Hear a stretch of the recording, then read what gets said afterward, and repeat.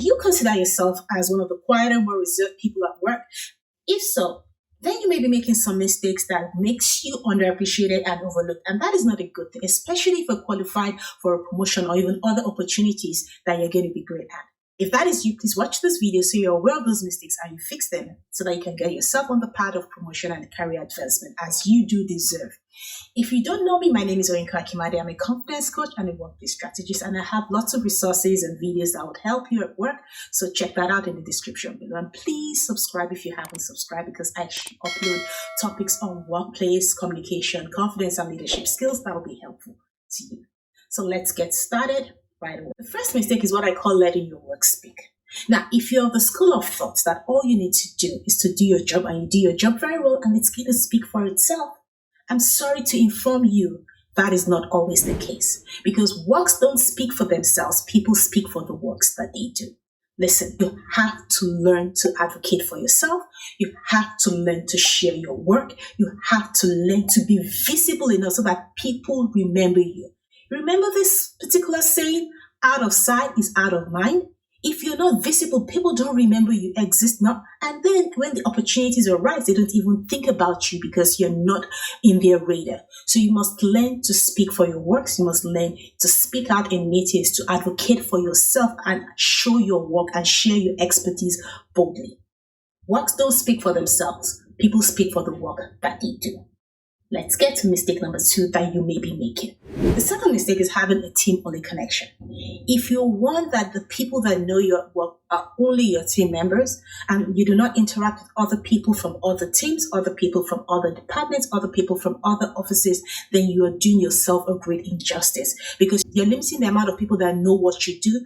You are limiting the people that can advocate for you when you are not there. So if you're one that you do not like to interact with other people because, quite frankly, for it, it's stressful, I would advise you to think otherwise. A good way to do this is maybe identify 1 or 2 people you want to connect with that is outside of your core team, and just find ways of connecting with them in a way that is comfortable with you. You don't have to do it in the way other people do it. Find a comfortable way, or as much of a comfortable way, which may still be outside of your comfort zone. I get it. You can do 1 person per month. You can do 1 person every 2 months. You can do 1 person every quarter. This way, you're expanding your network and you're giving yourself the opportunity to meet people, to find out about opportunities, and to have advocate mentors, people that will speak for you and advise you when it comes to your career. Mistake number 3 is what I call fading into the background. For example, you're in a meeting and the meeting is concluded and you haven't uttered a word. You haven't expressed an opinion. You have not supported an idea.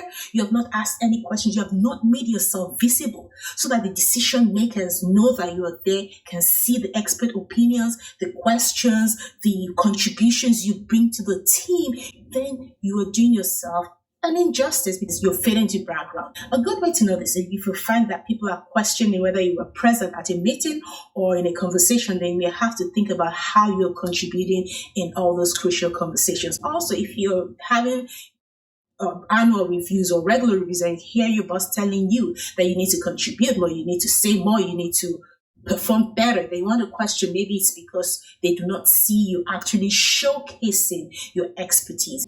Never leave a meeting without expressing an opinion, supporting an idea, or just adding value to that meeting. Okay, this next mistake is what I describe as being a lone wolf, meaning you never interact with other people outside of strictly business matters. If they ask you for lunch, you always decline. And even when you're at work, you have no casual conversations. You have no casual interactions with the people at work. This is not really, in my own opinion, a very smart thing to do.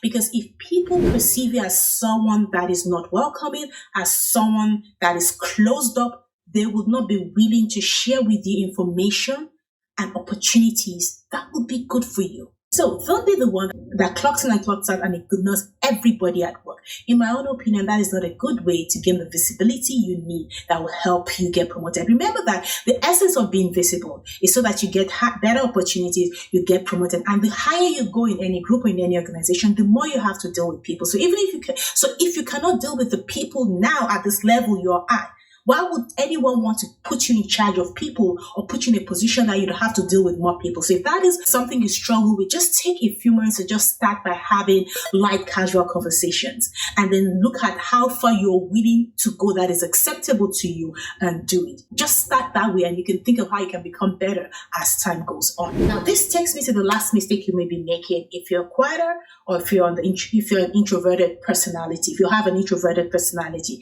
and that is walking away when things get a little bit difficult.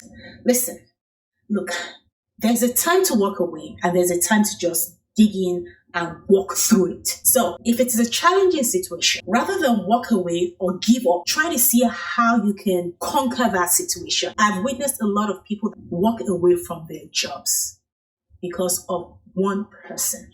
And this is the question I have. What if you go to another job, you start that job and you think it's a fantastic job, the people are okay, and then another person joins who has similar traits to the person who made you quit your job, as it were. So my thing is this: don't immediately walk away, except it is really draining you, except you really feel you can't take it away. Before you walk away, think of how you can deal with the situation and coexist professionally with that person. Do not allow your first option be to walk away. I mean, imagine walking away from a position that you're about to get promoted.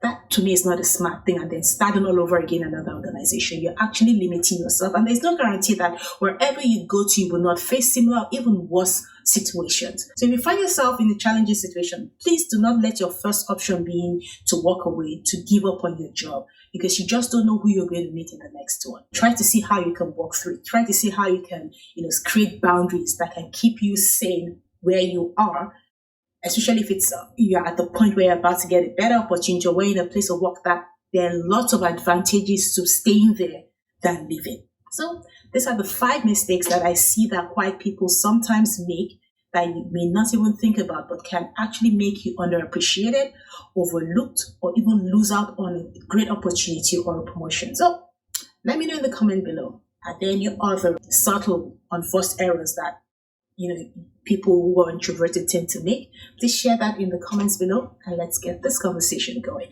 I'll see you in my next video. Thank you.